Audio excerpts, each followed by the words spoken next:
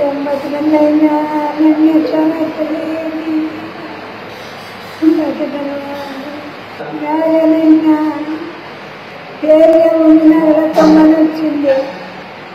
ఈ పొద్దు వస్తాము రేపొస్తాము, ఈ పొద్దు వస్తాము రేపొస్తాము. అరే నేను బతకనైనా నేను బతకనైనా నాకు మా అమ్మ వస్తానే వినిపించింది. ఇప్పుడే కాదు, ఈ కాళ్ళు చేరి నా పొద్దునుంటి ఇంటికాడికి వచ్చి ఇచ్చిపోతానికి. ఇప్పుడు ఏమైంది, ఇప్పుడు వస్తాము రేపు వస్తాము. ఇంకా ఆమె ఖాళీకి కట్టగట్టేమని మంచం వేసినారు. మీకు తిరిగి వస్తలేవా వస్తలేవు ఏడేనైనా సార్ రాడా నైనా బతకండి ఇంకా తెలియదు. ఎవరైనా కానీ పెన్షన్ తీసివేసినారే అనుకోండి, ఆ పెన్షన్ తీసేసింటే ఇదో నాకు అర్హత ఉంది, ప్రభుత్వం ఇదో ఈ విధమైన గైడ్లైన్స్ ఇచ్చింది, జీవో ఇచ్చింది. ఆ జీవో ఇచ్చినప్పటికీ కూడా ప్రభుత్వం ఇచ్చిన దానిలో కూడా నేను అర్హత పొంది ఉన్నాను.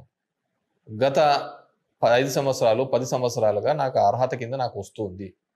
అయినా కానీ అధికారులు ఇక్కడ ఉన్న రాజకీయ నాయకుల ఒత్తిళ్ల మేరకు అవన్నీ తీసివేస్తున్నారు అనే భావన గన మనకు ఉంటే, ఆ విధంగా తీసివేసి ఉంటే ఖచ్చితంగా ప్రతి శనివారం మనం అర్జీ రిక్వెస్ట్ ఇస్తే డైరెక్ట్ న్యాయమూర్తికే తీసుకుంటుంది.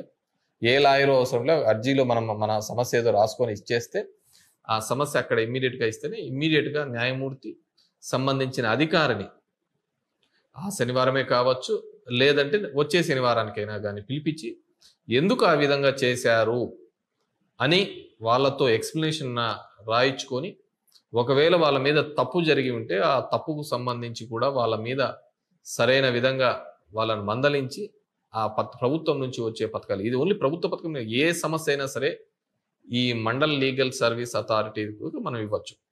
ఎవ్రీ సాటర్డే ఆడ కూర్చుంటారు, మార్నింగే పోయి మనం అర్జీ రాసుకొని ఇస్తే మనకు ఈ పెన్షన్స్ కావచ్చు, భవిష్యత్తులో తీసివేసే ఏదైనా సరే, అది ఇద్దరి మధ్య ఉన్న సమస్య ఉండి కూడా అధికారి రెస్పాండ్ కాకపోయినా, ఏ ఉద్యోగి కానీ ఫలానాది ఏదైనా ఉంటుంది, ఆ ఉద్యోగి రెస్పాండ్ అవుతూ ఉండడు, స్పందిస్తుండడు, మనం అర్హత పొంది ఉంటాం అయిన ఉంటే అలాంటిది కూడా ఆ మండల చైర్పర్సన్కి ఇస్తే ఖచ్చితంగా మనకు గౌరవ న్యాయమూర్తి వాళ్ళు మనకు న్యాయం చేస్తారు. ఇది ఒక విధానం.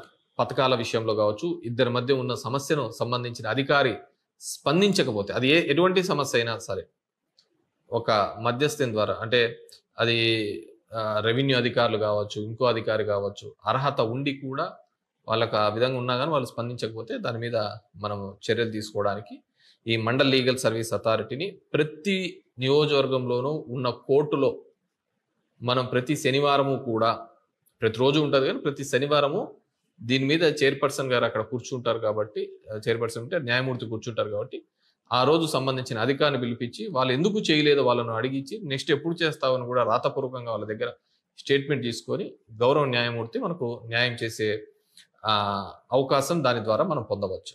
ఎందుకంటే ప్రతిపక్షంలో ఉన్నాం కాబట్టి ప్రతి ఒక్క నాయకుడు కూడా ఖచ్చితంగా వీటిని ఎక్కడైనా మీకు అన్యాయం జరిగితే ఈ విధంగా ఉపయోగించుకోండి.